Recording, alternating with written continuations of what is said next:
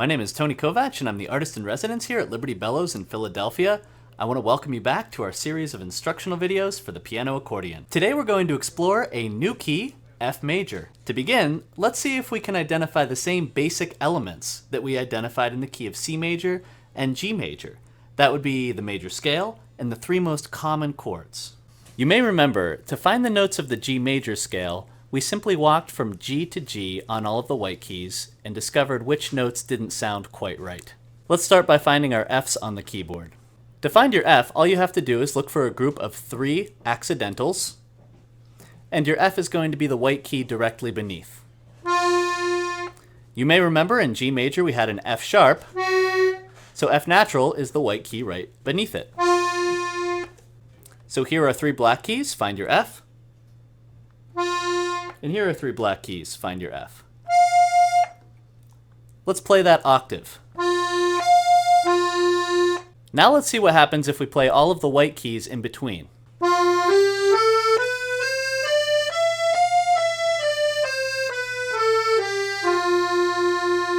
You probably noticed everything sounds fine until we get to the 4th note.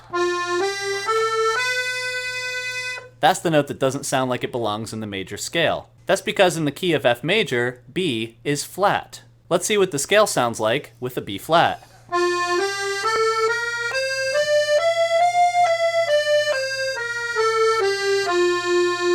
You may have noticed that the fingering I used on this scale is a little bit different than what I used for the G major and C major scale. I'm not going to shift after the 3rd finger because it's more comfortable to play the 1 black key with my 4th finger. So I'm going to play this fingering.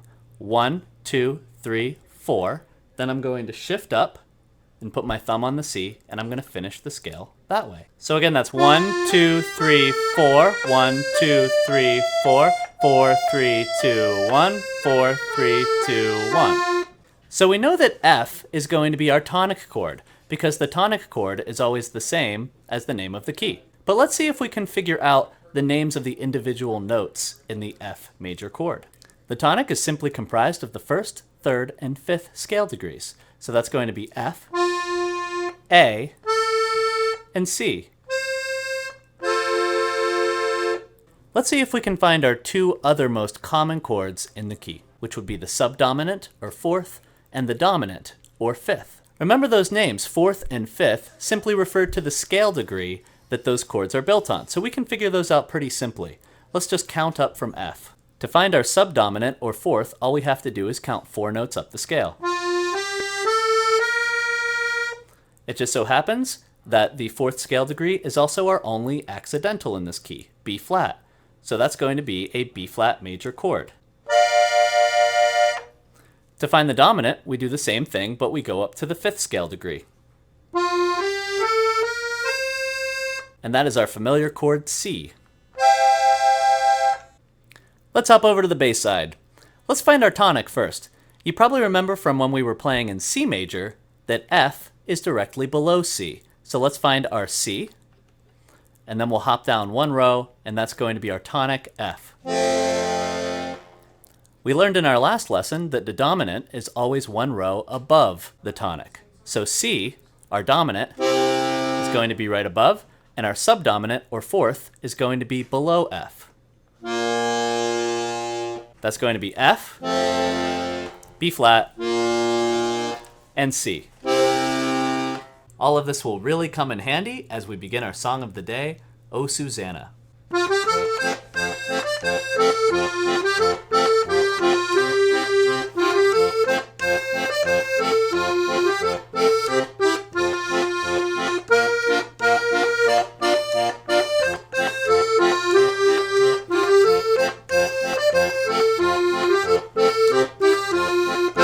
The melody to O Susanna actually doesn't involve any shifts. For now, we're going to keep our thumb squarely on the F button. You're going to notice that we kind of make a little bit of a gap in the middle of our hand. We're going to play F, G, and A primarily with our thumb, 2nd, and 3rd finger. And then there's a bit of a gap here because our 4th finger is going to be on the C natural key.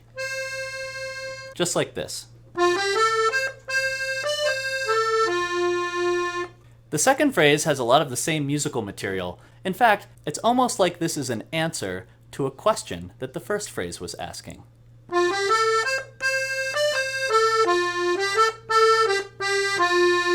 So let's call this first phrase the question, and we'll call the second phrase the answer.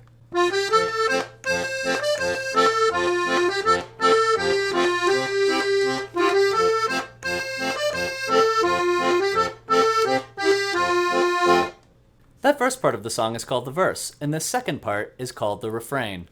The refrain begins with the one and only time that we play a B-flat key in this song.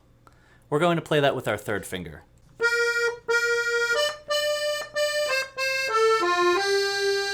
The second part of the refrain is actually exactly the same as the answer phrase that we played before.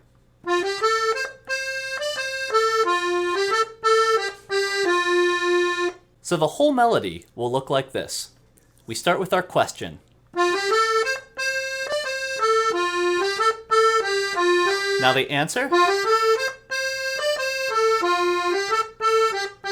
Now the B-flat refrain. Now the answer.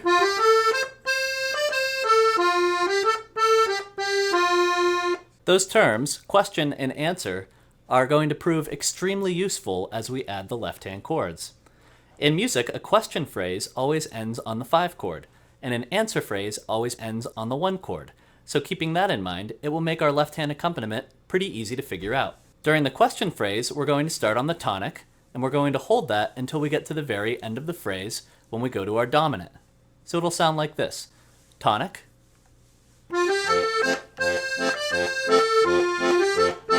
Now the dominant. During the answer phrase, we're also going to play the tonic, but then we're going to go to the dominant and back to the tonic right at the end.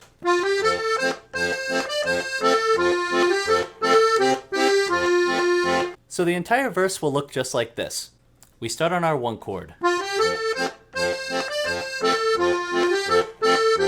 5 chord, 1 chord, 5, 1. The beginning of the refrain was the one spot in the song where we played a B-flat with our right hand.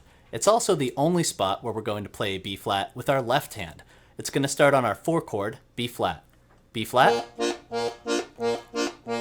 then F, C.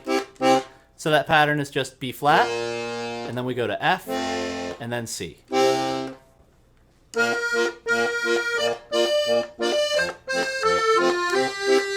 Just as before, our answer phrase is going to be identical to the earlier answer phrase, both in the right hand and the left hand.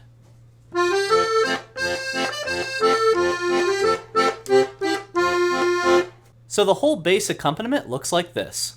1 chord. Now the 5 chord. 1 chord. 5 chord, 1 chord. To the 4 chord. 1 chord, 5 chord, 1 chord, 5 chord, 1 chord.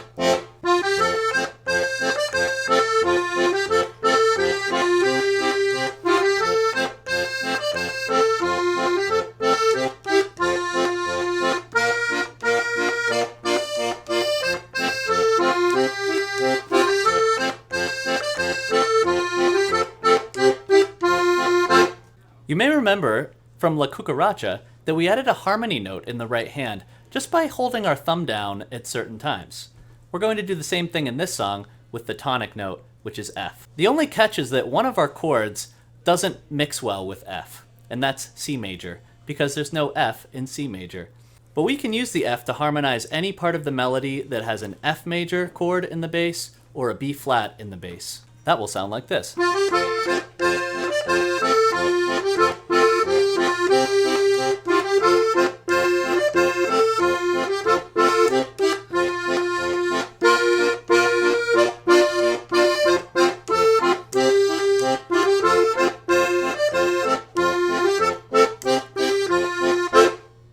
Play around with that a little bit and see if you can figure out where it sounds good to add that F with your thumb. Stay tuned for our next lesson, in which we continue to explore the key of F major.